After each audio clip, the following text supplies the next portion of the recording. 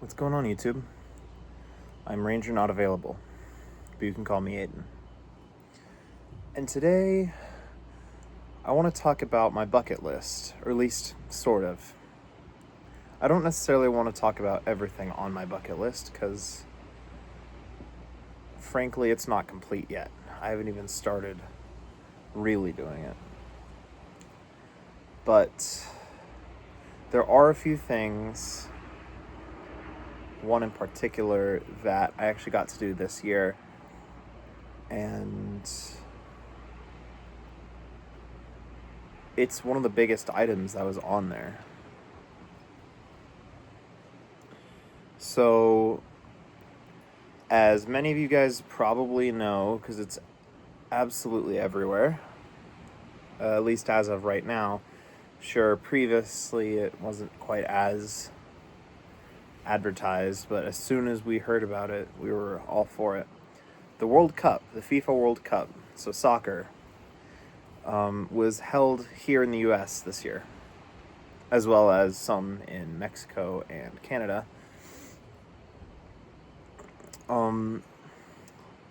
But I actually got to go to a group stage game, and the energy at those stadiums is just, it's more, like, I felt more there than I have ever felt anywhere else. And it was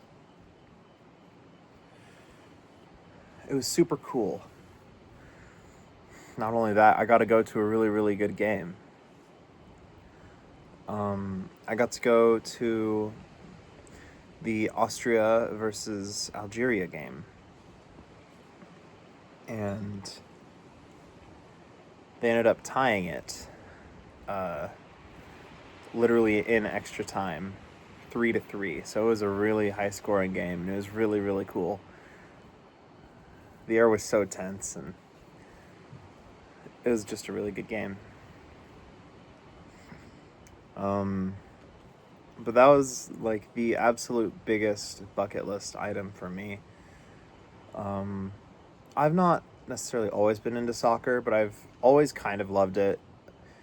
During my early teen years, I kind of fell out of love with it, but I think it was when the Women's World Cup was going on is when I really got back into soccer. And man, it was...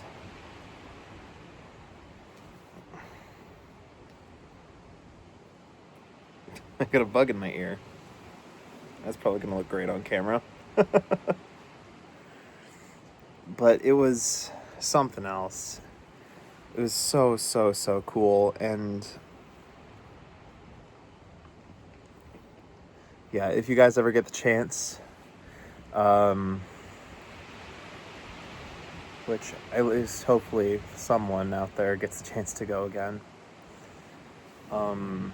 I highly recommend going to a World Cup game, even if it's not, of course, in your home country. But, I mean,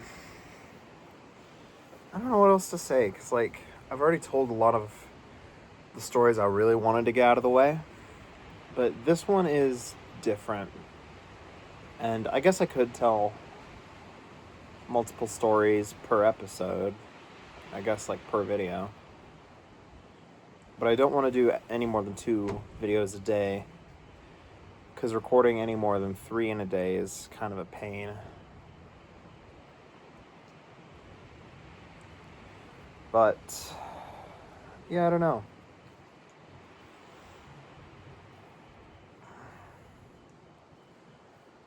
I guess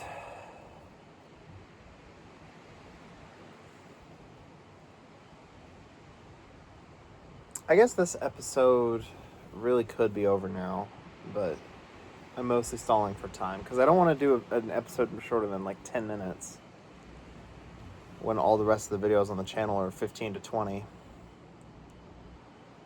I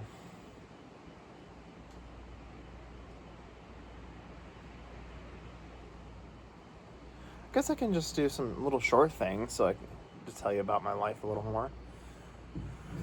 So we'll start with like the four corners of hyperfixations.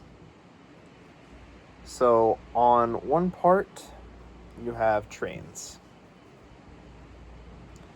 On one, you have like heavy machinery. On one, you have dinosaurs, and I can't really remember what's in that fourth corner, but it's something along the lines of those. So who knows exactly? Buildings, dates, who knows? But holy cow. When I was younger, I was never super into dinosaurs. Like, I knew some stuff, but I was never a dinosaur kid. I was never a train kid.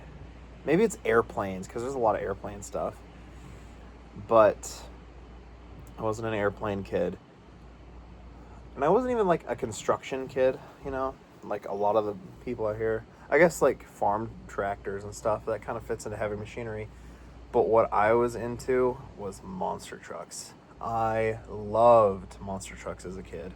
And demolition derbies. But that's just kind of part of how I was raised out here in the middle of nowhere. So for those of you who don't know, which is probably at least some of you if you ever watch my videos, even though currently I have 0 views on all of them, doesn't really matter to me. That's not the point of this. If you guys are watching, thank you. But if you don't know what a demolition derby is, people will take old cars that barely run, basically destroy them and reinforce them, take all the glass and breakable stuff out, quote unquote breakable, stuff that can like shatter and get like in your skin or in your eyes. Put on a helmet, keep on the seatbelts, strip the rest of the thing out, put some tires on it that don't completely suck, and then throw it into a ring with a whole bunch of other people that did the same thing, and they crash their cars intentionally into each other.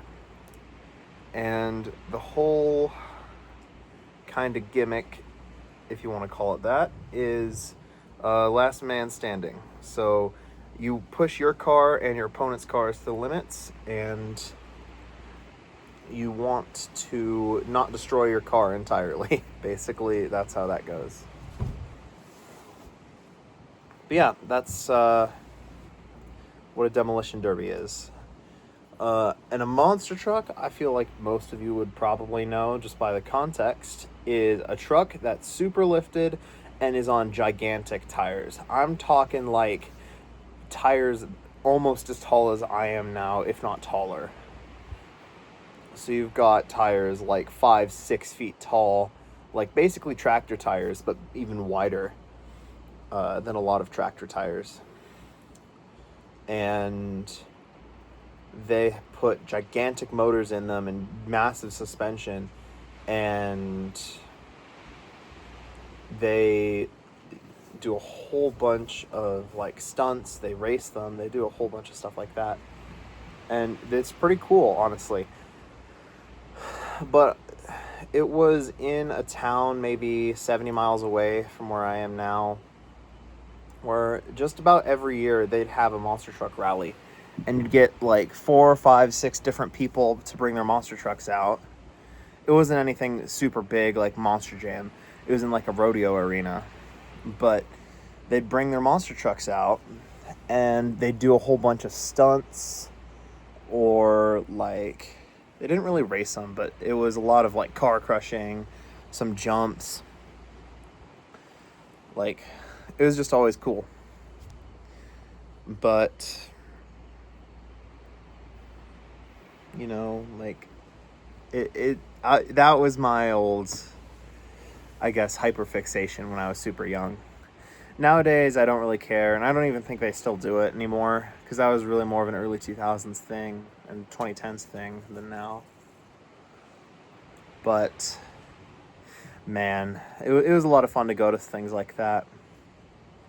I think the entry fee for myself and my grandpa were like $20 total, plus maybe $20 in concessions, which sounds like a lot, but when you get like 2 popcorns, 2 sodas, soda pop, whatever you want to call it.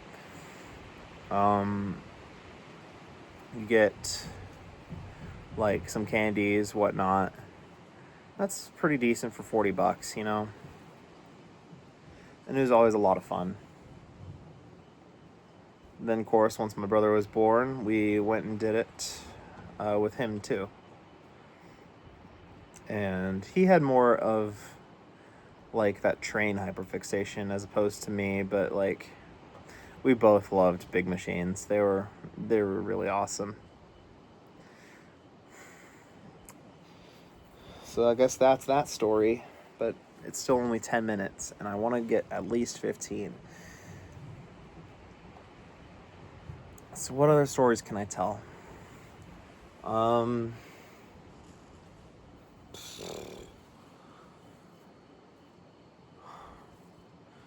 I guess I could tell you about at least a little bit about the first YouTube video I was ever in.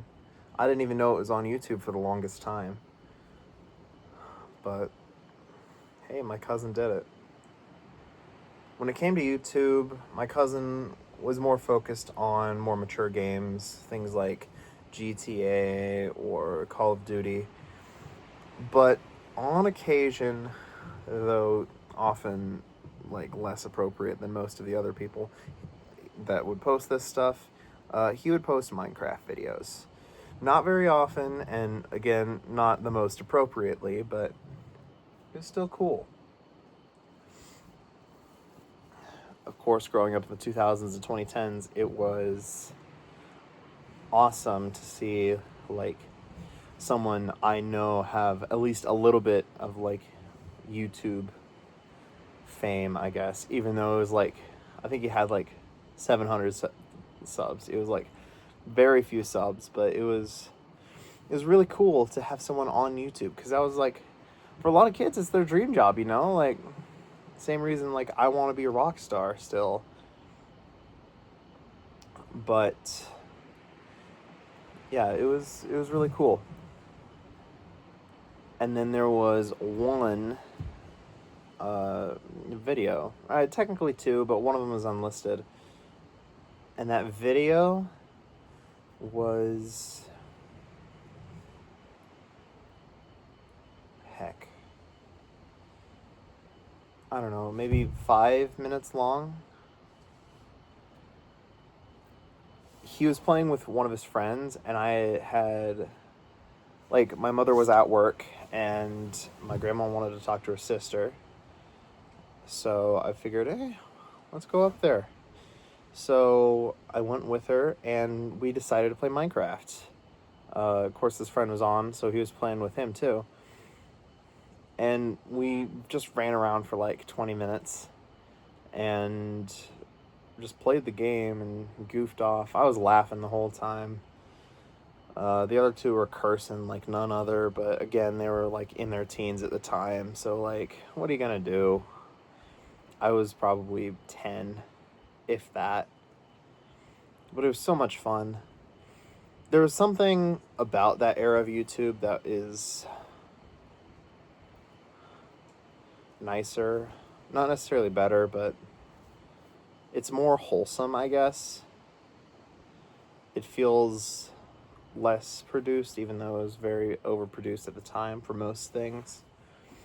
But like, I don't know, it was just kind of cool, you know?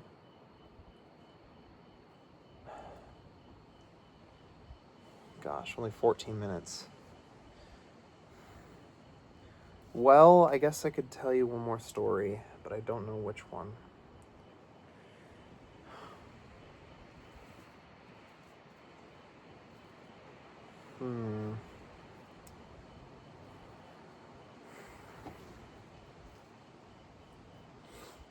Oh, I guess I could tell you about the time I almost drowned. Yeah, that was fun. So way back when I was a young lad, I'd almost drowned, you know. I'm not doing an accent for the whole thing. I was doing a bit. But when I was very young, okay, not very young. I was probably 6, maybe 5.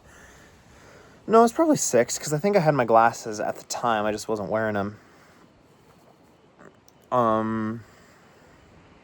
I went out on a small lake with my dad, my mom, and a couple of my dad's friends, and we went tubing. For those of you who don't know or aren't super familiar with it, tubing is when you get a boat or a jet ski. In our case, it was a boat, and you pull an inner tube, which is just a big floaty thing behind it with a rope. And of course, thankfully, my mom made me wear a life jacket, because if I didn't, I definitely probably would have died. Yeah, ominous, I know, right? But when we were going, my dad usually did it till we flung off. But at one point, he hit a wake really hard and launched me off pretty far, away from the boat, and I had landed in such a way that it knocked the wind out of me, and even though I was wearing a life jacket, it pushed me underwater, because again, I was a light kid at the time. At least I was big, but I was still light, and I got launched under the water with the wind knocked out of me. And the first thing most people will do when you don't have any air in your body is try and inhale.